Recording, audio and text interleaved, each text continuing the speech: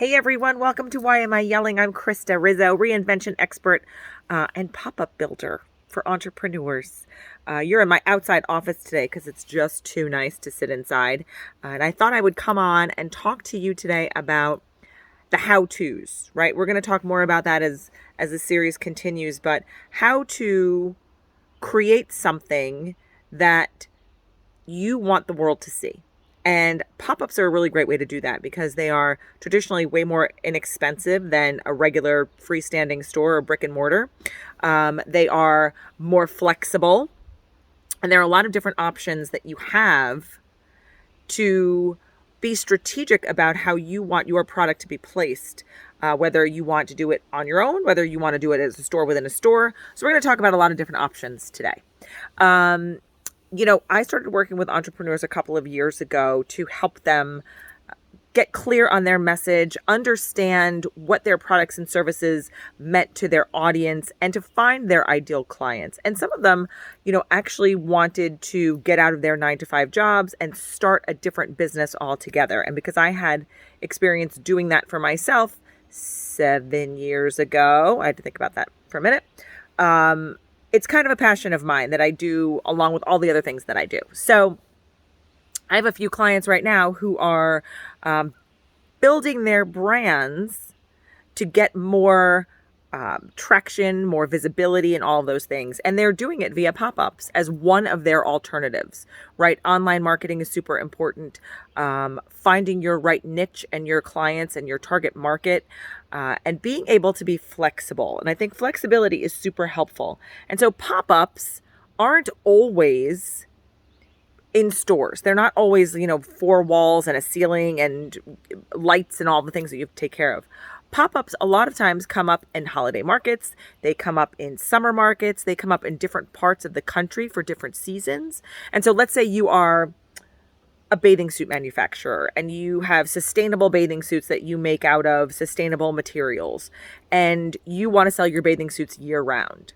For you as an entrepreneur with your own line, it doesn't make sense to just stay in Florida and sell your bathing suits, right? Because people in New York might want your bathing suits, and people in Michigan might want your bathing suits, and people in Nebraska might want your bathing suits. And so creating an online presence is the first thing to do. But then beyond that, it's really having the flexibility to move around to different places to showcase and spotlight your products. So, going to, if you live, I live in New York and in Connecticut. I'm in Connecticut right now. But when I'm in New York, I have a client who has candles, and she has interactive candle products. And so her products are built for or were created for people with sensory challenges. And so the ingredients that she puts in her candles help people calm down, gain more clarity, focus, all of those things. And when the candle melts and the wax is available, it doesn't get hot. You can actually dip your finger in the candle and you can rub it on yourself because it's made of like rosemary and lavender and all kinds of really wonderful smelling things.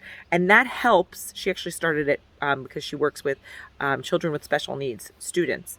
And she started it because she wanted to see as an experiment on how it would work with her students. And it has worked with her students. It has helped her engage more with her classrooms, with her students, with her parents, because now she can sell her parents the candles and they can bring it home and work with their students at home.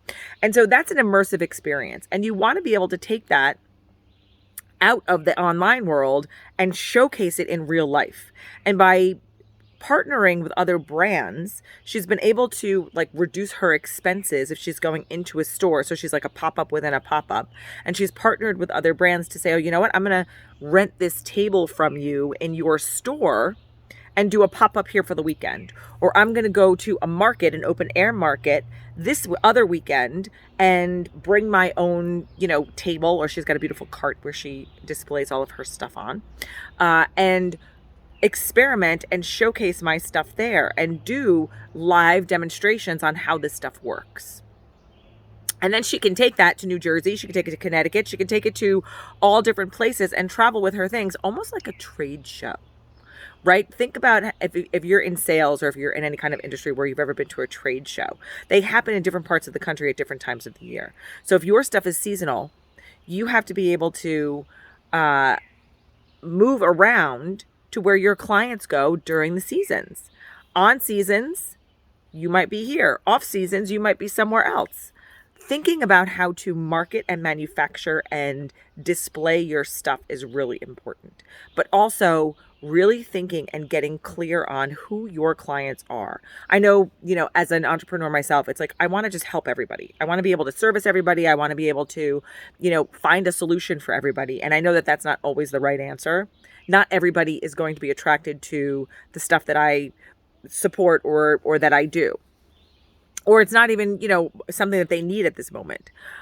But if you get clear on your message, and that's another great way that pop-ups are available too, right? You can kind of test drive your stuff in different markets to see who likes what. And then you collected data and you've got all kinds of really great things behind you in order to do that.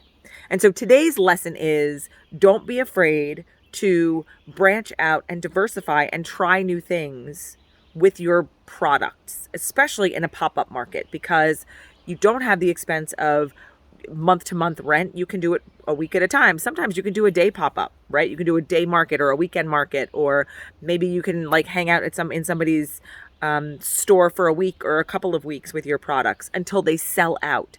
And then we're going to talk about that later. That's a completely different way to market your products, because once you sell out, people are going to want more. Follow for more tips and advice. And if you head over to the link in my bio or underneath the comments of this YouTube video, you'll be able to download my Pathway to Profitability guide, so you can get on your way to getting your stuff out in the marketplace for everyone else in the world to enjoy. Have a wonderful day, everybody, and we'll see you back here soon.